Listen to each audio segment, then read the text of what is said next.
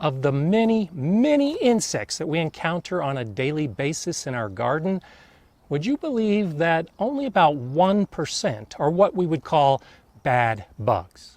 The rest are either benign or beneficial. Hi, I'm Gardener Scott, and I discuss everything gardening so that you can become a better gardener. Today, let's talk about attracting those beneficial insects.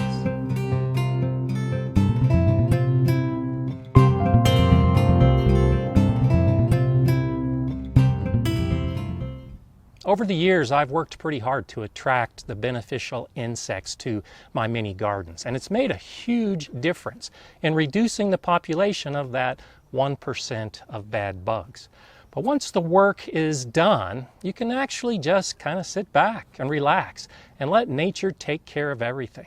It starts with the plants. And so in this new Colorado home, as I build my new Colorado garden, one of the first things I want to do is get some of these plants in the ground to start attracting those beneficial insects.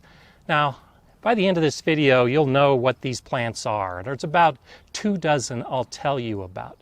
There are some that I like to grow all the time. They look good, but they also have their job in the garden, attracting the beneficial insects. And if you'd like more information about this process, I encourage you get this book, Attracting Beneficial Bugs by Jennifer Walliser. It's packed with information. I discovered a lot of this through other research, but I find that this book has everything that I'm already doing and what you probably should consider doing within its pages. Most of the plants that we'll be discussing today are flowers. And when you think of putting flowers in your landscape, you probably think about your front yard, near your front door, where you want some pretty flowers, some pretty landscaping for when your friends come to visit. Well, I want you to think beyond that. I want you to start thinking in terms of flowers in your vegetable garden. Yes, there's a place for flowers in the landscape to look pretty, but when we're talking about attracting beneficial insects, the vegetable garden is usually the place we have the most problems, which is why we need the most good bugs. As we proceed, I'll be using both bug and insect interchangeably to refer to the same creature. I realize for those of you who might be sticklers for insect identification that there are true bugs. There are soldier bugs and assassin bugs and stink bugs and squash bugs. And I know that lady beetles and bees and caterpillars and a lot of the other insects that we might have in our garden are not true bugs. Please give me a little bit of latitude and realize that there are good bugs and bad bugs, and that's just an easy way to talk about them. I'll also be referring to flowers in a relatively general way, because as you'll see, different types of flowers are what attract the beneficial insects. The specific varieties are up to you to decide. I'm growing about 3 different types of salvia. I love salvia. It attracts bees like a magnet. Well, salvia might not be best for your environment. Those are the type of things you'll have to decide. I also have butterfly weed. Well, there's about 6 different types of butterfly weed.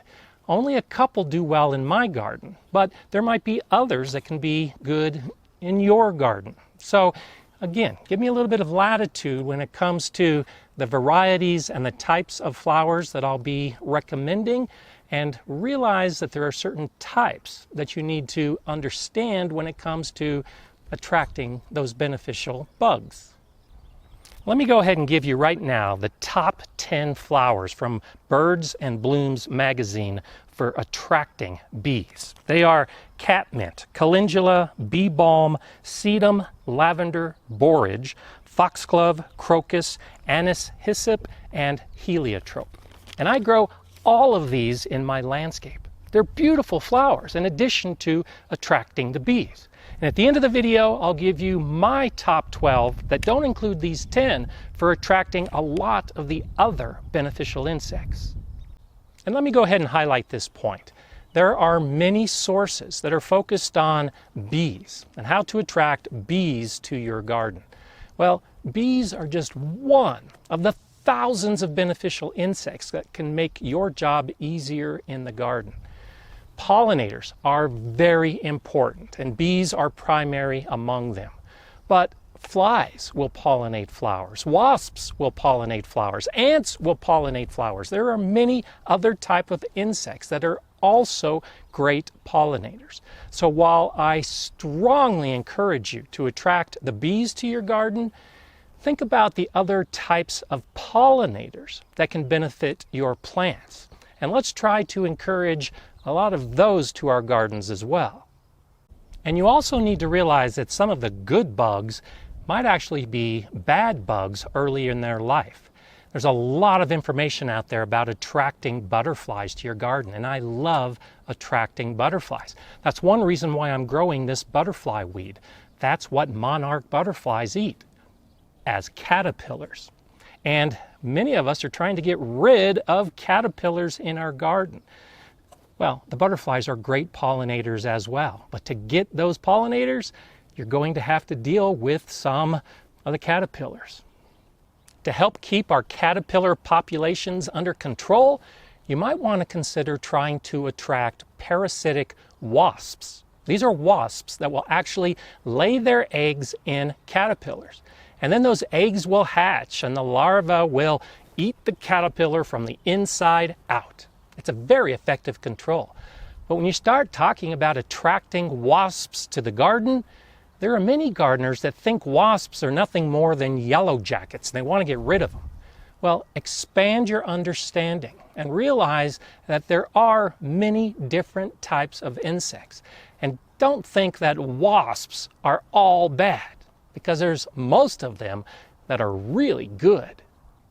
Let me give you what I consider to be the most important piece of information when it comes to beneficial insects dealing with those pests in our garden. And that's variety. Think about your own household. You might think that chicken is the best meat ever. You might have a spouse who prefers beef. And you might have a friend that visits that's a vegan and doesn't eat meat at all. Insects are the same way. Every insect has a preferred plant to live on, to eat, to pollinate. Whatever its role in the garden, specific insects deal with specific plants. So to have a very healthy garden environment, you need as many of those insects as you can, and you need as many of those plants as you can as well. In this bed, I have currants, I have rhubarb, I have gooseberries, and all of these plants will get pretty big. But there will still be space around the edges and in between for me to put in a number of those flowers. Most of those flowers on the birds and blooms list are going to go in beds like this, right next to where I have my asparagus and just below where I have my strawberries. In this concrete block bed, I'll mostly be growing tomatoes, but also in the bed, in the holes of these blocks and outside the bed, I'm also going to be growing a number of different varied plants to attract the beneficial insects. There are three primary factors in attracting and keeping the beneficial insects in your garden. And it probably doesn't surprise you that it's food, water, and shelter. You need to learn what the insects need and give it to them. And then they'll come to your garden and they'll like it.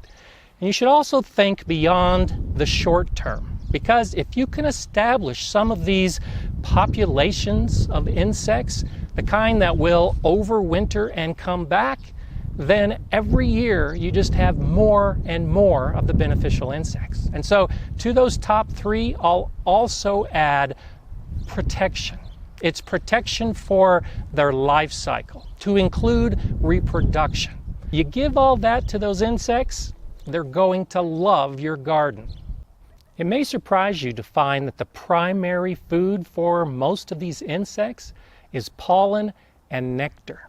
In previous videos, I've talked about ladybugs and how they'll eat the aphids. They're a wonderful predator in the garden. Well, it's really the larva, the really small baby ladybug, that's doing most of the eating of aphids. The adult ladybugs actually are looking for that pollen and nectar. These peonies behind me are a great plant early in the year, before the flower buds open, they exude a nectar, and it attracts a ton of insects. Well, on my peonies, not only are the wasps landing to suck up some of that nectar, but the ladybugs are too, the adult ladybugs. And if they like this space, maybe they'll lay eggs, and it's those babies that will be around to start dealing with the other problems, like the aphids. And those aphids that we love to hate are a great food source for a number of other predatory and parasitic insects. Lacewings are wonderful to have in the garden, but again, like the ladybugs, it's the larva that eats most of the aphids. They're even called aphid lions because they're so effective. Well, if you get rid of all of your aphids and a lacewing finds your garden and there's nothing to eat, it's going to keep going. So consider having an entire system where you allow some of those bugs that you don't like, the bad bugs, to become food for the good bugs. I recently built this little water feature in my garden specifically to attract wildlife, and that includes the insects. All animals need water. If you can give them a source of water, that's something they don't have to worry about. And the type of shelter that a lot of these insects need might surprise you. In the outskirts of my garden, I have grasses growing, and I have wildflowers, and I have leaves on the ground. These are ideal shelters for some of those beneficial insects. You don't need to build houses. You need to just let some of your area go a little wild because they need a natural setting. They're going to go into your garden and do their job during the day, but at night they want to come back to a shelter, or else they might become prey. They also like a protected area to raise their young. I like a clean garden, but I also like the insects enough to allow some native landscape to develop. And native is an important factor to consider when you start selecting your plants, your flowers. Choose something that's native to your area, and it's more likely to support the insects that are native to your area. If you work together with the flowers and the insects in your region, you're much more likely to have success. There are many things that insects are looking for when it comes to flowers, and Jennifer Walliser covers this pretty well in attracting good bugs to your garden. It's the architecture of the flower. The flower needs to provide a place for the insect to land, to feed on either other insects or the pollen and nectar. And this is one reason why native flowers are so effective, and why many of the hybrids that we're growing in our garden aren't. You need that architectural structure. And a lot of the really pretty flowers that have been developed in our garden have actually taken away some of that aspect. Some of the double blooms, the insects can't even get to the nectar and the pollen. So while they may be beautiful and certainly have a place in the garden, they're not good for attracting insects. And color is a huge factor in attracting insects. Right here I have a honeyberry, I've got some more gooseberries and currants.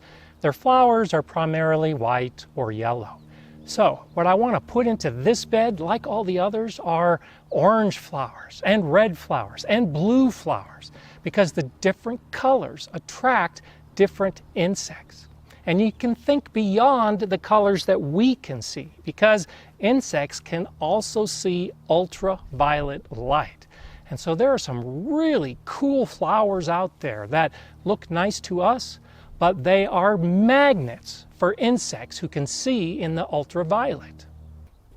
And another big factor in choosing your flowers is to have something in bloom all season long.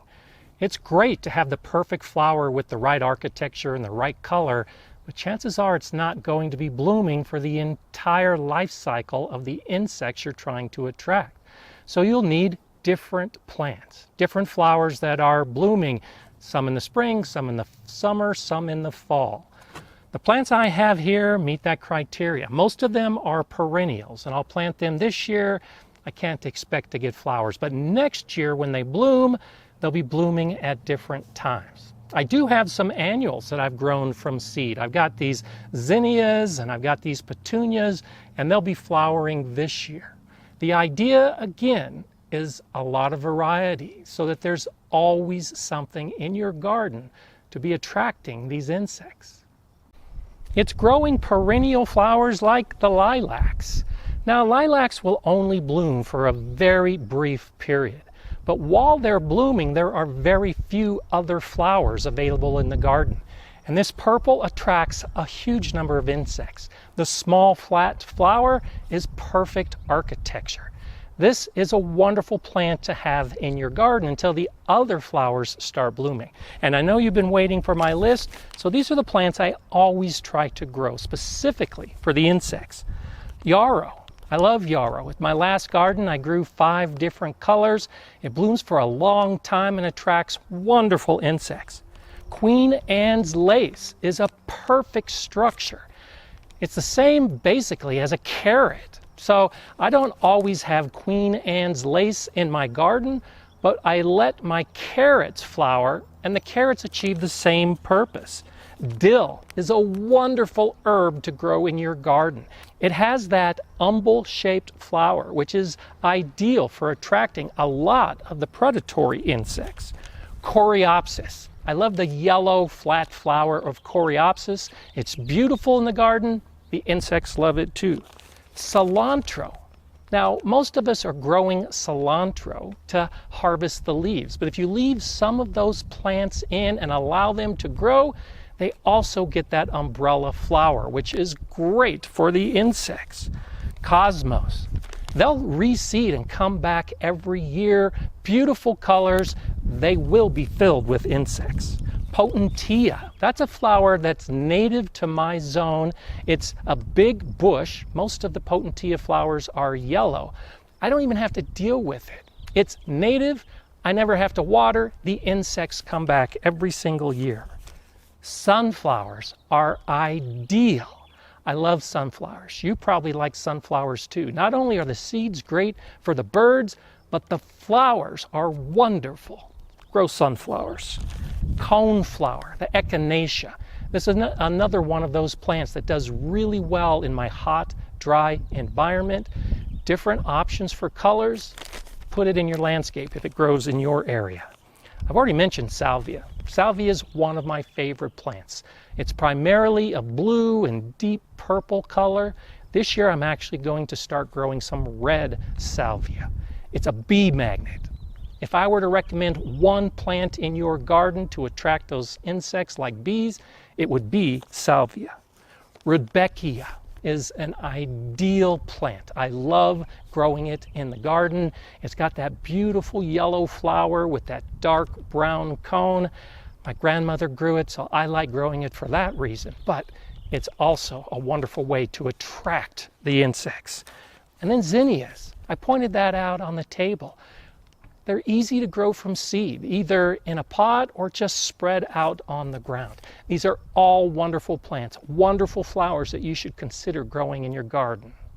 A great way to get a longer bloom time is to deadhead the flowers. Now, if you don't know about deadheading, that's cutting off a flower when it looks like it's beginning to die and turn brown. And that will often stimulate the plant to put out more flowers, extending the time that that plant will be available for those beneficial insects. Now, this does take time. I'm starting these perennials from seed, won't have flowers until next year. I have patience for that. You can go ahead and buy older perennial plants and put them in the ground and start getting the benefits right away. And I encourage that you do that and have the annuals and the perennials in the garden together. It's different variety, different colors. They'll attract the different insects. I'll put a link to this book in the description below because it does have great information. And if you have any questions about attracting beneficial insects, just let me know in the comments below.